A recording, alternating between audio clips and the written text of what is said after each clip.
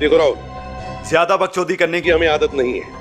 আমি সবার কাছে মাপ চেয়ে নিচ্ছি, কারণ এই চ্যানেলে আমি রেগুলার ভিডিও ছাড়বো বলছিলাম, কিন্তু আমি সেটা ছাড়তে পারিনি। যাই হোক, আমি এখন থেকে রেগুলার আর আগের বিষয়ের জন্য আমি সবার কাছে মাপ চাচ্ছি। তো শুরু করা যাক। আজকে আমরা যে টপিকটা নিয়ে আলোচনা করছি সেটা হচ্ছে ফন্ট। সিএসএস এ আমরা লেখার স্টাইলিং ঠিক কিভাবে করি। প্রিপারেশন হিসেবে আমরা আমাদের এইচটিএমএল এ কি করছি, ফন্ট নিছি এইচ অন দিয়ে, আর তার নিচে পি ট্যাগ দিয়ে আমরা লরেম 60 নিছি। এখন আমরা সিএসএস এ যে পি কে টার্গেট করছি এবং এখানে আমরা ফন্ট মানে এটাকে স্টাইলিং করব। তো ফন্ট আমরা যদি লিখি আমরা অনেক কিছুই পাই, যেমন font size, font family, font wait, font style, display, variant, হ্যান ত্যান বহুত কিছু। আমরা এখানে মেইনলি পাঁচটা নিয়ে আলোচনা করব, সেটা হচ্ছে font style, font size, font family, font weight. আর একটা জিনিস আছে যেটা আগে ফন্ট হাইট নামে ছিল, এখন সেটা আর নেই, এখন হয়েছে লাইন হাইট। তো একদম শুরু করা যাক। ফার্স্টে আমাদের আছে ফন্ট স্টাইল। আমরা ফন্ট স্টাইল নিই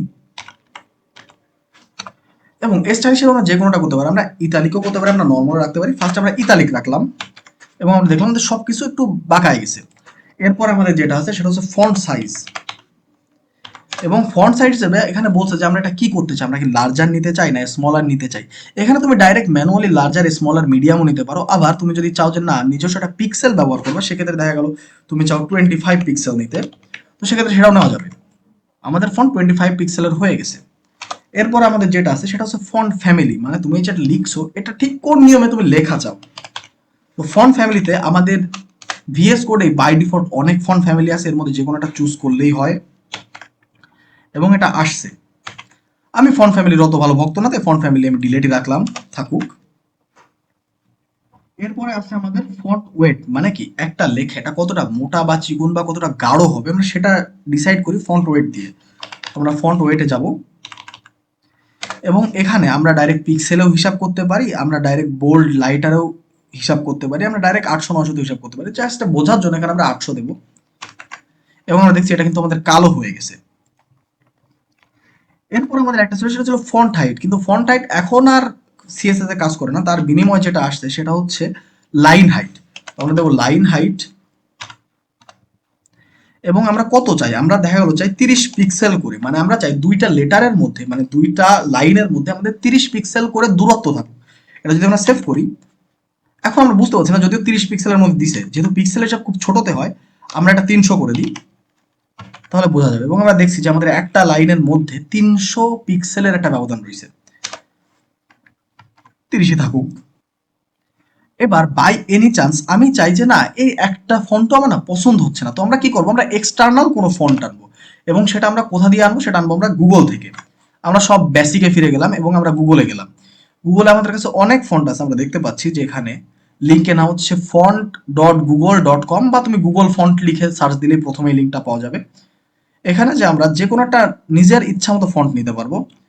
যেমন ঘুরতে ঘুরতে ঘুরতে ঘুরতে এসে আমার এই ফন্টটা পছন্দ হলো, তো এরপর আমি ক্লিক করব।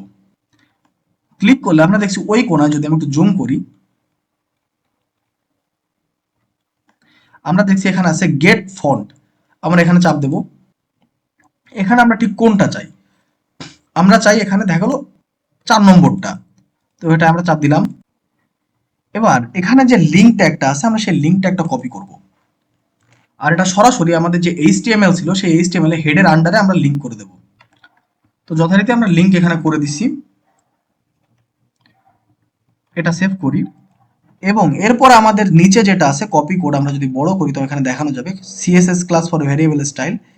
এটার যেহেতু আমরা পি দিয়ে সিলেক্ট করছি তাই আমরা টোটাল ভিতরের টুক কপি আমাদের করলেই হবে। আমরা ডাইরেক্ট এটা কপি করলাম, সিএসএস এ গেলাম এবং এখানে পেস্ট করে দিলাম এবং সেভ করার আগে আমাদের এখানে একটা ফন্ট ওয়েট দেওয়া লাগবে, আমরা দিয়ে দিলাম 400।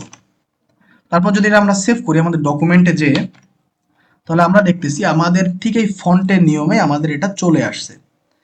ব্যবহার করার সময় যেটা লক্ষ্য রাখতে হবে সেটা হচ্ছে কি ফন্ট ওয়েটের জায়গায় কিন্তু এখানে ওয়েট বলা হয়েছে তুমিই দাও, আর মেইনলি আমরা ভিতরে টুকি নিচ্ছি কারণ আমাদের টার্গেট কিন্তু পি। এখানে যদি ওয়াসওয়ার্ড হ্যান ত্যান আমাদের টার্গেট রয়েছে না, এখানে আমাদের টার্গেট হচ্ছে পি এর ভিতরের বাদ বাকি, তাই ভিতরে টুক নিয়ে আমরা ভিতরেই বসাবো। তাহলে আমরা যেটা পাবো সেটা হচ্ছে গুগলের ওই ফন্টটা। এইভাবে আমরা এক্সটার্নাল ভাবে ফন্ট ব্যবহার করতে পারি, এন্ড দ্যাটস ইট।